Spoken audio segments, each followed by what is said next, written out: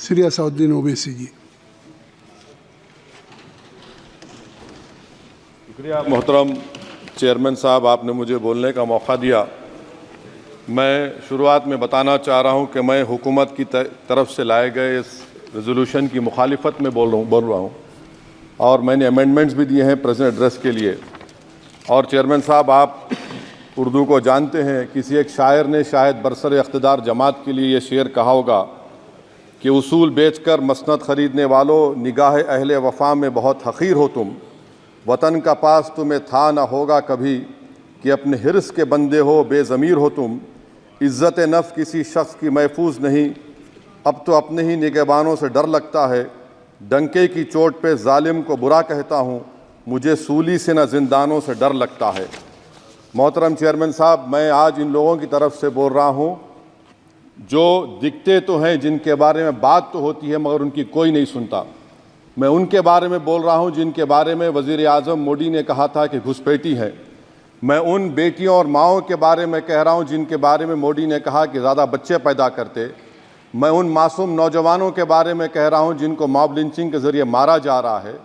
मैं उन बेज़ुबान माँ और बाप के बारे में बोल रहा हूँ जिनकी औलाद आज इस हुकूमत के गलत क़ानून के चक्कर में जेलों में सड़ रहे हैं। सर, मैं दस्तूर जब इस ऐवान में बन रहा था, संविधान बन रहा था, तो उस वक्त अलहदा वोटर लिस्ट और इंतखाबी रिजर्वेशन की बात आई, तो उस वक्त के हमारे फाउंडिंग फादर्स ने, हमारे बुज़ुर्गों ने, दोनों समुदाय के हिंदू और मुसलमानों ने फ़ैसला किया कि हम इस पर राज़ी नहीं होंगे। बल्कि उन्होंने क्या कहा था हमारे फाउंडिंग फादर्स ने, उन्होंने मुखालिफत की थी अलहदा वोटर लिस्ट की और इंतखाबी रिजर्वेशन की। उन्होंने कहा था, I quote sir, it is the duty of majority community to ensure that minorities are elected in the representative numbers. BJP मुसलमानों की नफरत पर जीतती है और मुसलमानों के नाम निहाद मसीहा मुसलमानों के 90% ज़्यादा वोट हासिल करते हैं, मगर फिर भी इस ऐवान के दरवाजे नहीं खुलते मुसलमानों के लिए और सिर्फ 4% मुसलमान जीत कर आते हैं। सर, संविधान सिर्फ एक किताब नहीं है जिसे चूमा जाए, संविधान एक किताब नहीं है जिसे दिखाया जाए, संविधान एक सिंबल भी है, मगर संविधान एक हमारे बुजुर्गों के ख्वाबों की किताब है। हमारे जमहूरियत को हमारे बुजुर्गों ने इस तरह समझा, हमारे फाउंडिंग फादर्स ने इस तरह जमहूरियत को समझा कि इसमें हर समुदाय और मजहब और समाज के मानने वाले लोगों की राय को शामिल किया जाएगा इस मुल्क को चलाने के लिए, मगर इस ऐवान में सिर्फ 4% मुसलमान जीत कर आते हैं। मैं संविधान से जो मोहब्बत के दावे करते हैं उनसे कहूँगा कि कभी उठाकर पढ़ो कॉन्स्टिट्यूंट असेंबली डिबेट्स में कि नेहरू ने, एच.सी. मुखर्जी ने, सरदार हुकुम सिंह ने माइनॉरिटीज़ के बारे में क्या कहा था। सर, वतन अजीज़ का मुस्तकबिल कैसा होगा जब बीजेपी मुझे गायब करना चाहती है और दीगर हिज़्ब इख्तिलाफ की पार्टियां के लिए मेरा वजूद सिर्फ वोट डालना और अपनी खबर में जाकर सो जाना है। इसीलिए आप देखते हैं कि ये समाजी इंसाफ है सर कि 4% मुसलमान जीत कर आते हैं। सर, इस ऐवान में ओबीसी समाज के एमपी अब अपर कास्ट के एमपी के बराबर हो चुके हैं। ओबीसी समाज के एमपी अब अपर कास्ट एमपी के बराबर हो चुके हैं और 14% मुसलमान सिर्फ 4% जीत कर आते हैं। CSDS का डेटा ये बताता है कि इस मुल्क में जो वोट बैंक है, जो एक मुश्त वोट डालता है, वो अपर कास्ट का है। मुसलमान का कभी ना वोट बैंक था ना कभी रहेगा।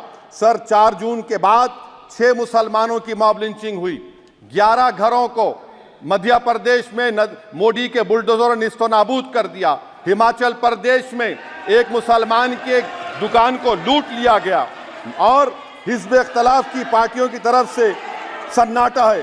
शायद अब वक्त आ चुका है कि लफ्ज़ मुसलमान का नाम लेना भी अब उस पर पाबंदी आयद कर दी जाएगी। सर, मैं ये बात बताना चाह रहा हूँ कि नरेंद्र मोदी को जो मैंडेट मिला है। एक मिनट ओवैसी साहब, आप लोग बैठ जाएं, कृपया आप लोग बैठ जाएं। श्री मनसुख मांडविया जी, आप लोग बैठ जाएं, कृपया माननीय सदस्य बैठ जाएं। श्री मनसुख मांडविया जी, कृपया आप लोग बैठ जाएं। अपने प्रारंभिक आप लोग बैठ जाएं, आप लोग बैठ जाएं। माननीय सदस्य ने अपने प्रारंभिक भाषण में जो शब्द प्रयोग करा है उसको ऑथेंटिकेट करा जाए। और अभी उन्होंने उल्लेख करा कि मोदी के बुलडोजर ने वहाँ मॉब लिंचिंग करा है उसको भी ऑथेंटिकेट करा जाए। निश्चित तौर से इसको ठीक है। उवैसी साहब जब भी कोई बात नहीं सर, आप चेयर पर बैठे हैं जी, इसलिए आप मंत्री जी को पेट में दर्द हुआ, माशाल्लाह, शुक्रिया उनका। नहीं, तो सर मैं ये बोल रहा था, जवाबदेही है अरे ये नहीं, मंत्री इससे बुरी बात क्या है? पेट में दर्द हो सकता है, वो दर्द ये सब ठीक। अच्छा दर्द हुआ, चलिए दर्द हुआ, दिल का दर्द हुआ। तो सर जो नरेंद्र मोदी को मैंडेट मिला है वो सिर्फ और सिर्फ मुसलमानों की नफरत पर हिंदुत्व की वजह से मिला है। I would like to say it is not Modi's in dock but every single person voted him despite his anti Muslim voice. And I would like to tell the position parties, this is not a moral victory for you, this is a victory of majoritarianism. Everyone should contemplate and do introspection. Why is it that the OBCs and the upper caste are getting their due representation? Why are the Muslims not getting? Are we here only to vote for you and not to get elected? If that is the case, please tell us that we are only here to vote for you. Sir, आज भारत के आधे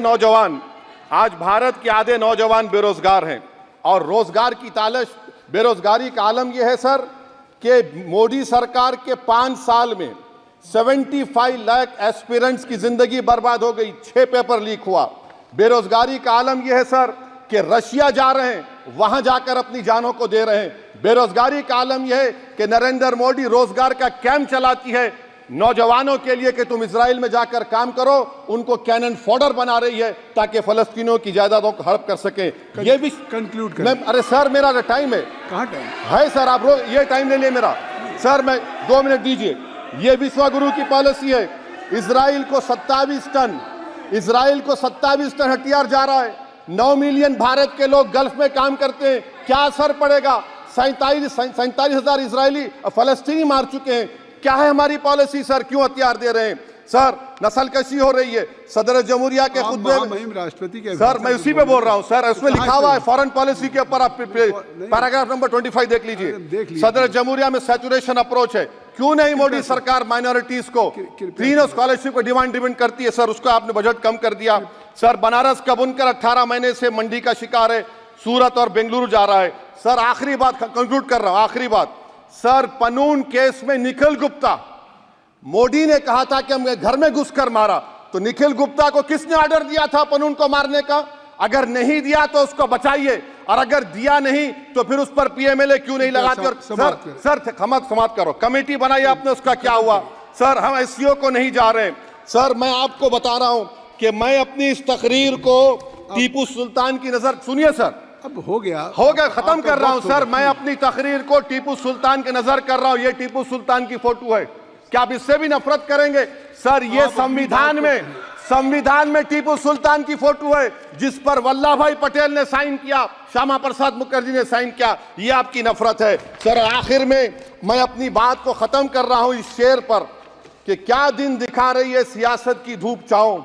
जो कल सपूत थे वो कपूतों में आ गए, थे इस कदर अजीम के पैरों में ताज थे, इतने हुए जलील के जूतों में आ गए। बहुत बहुत शुक्रिया सर।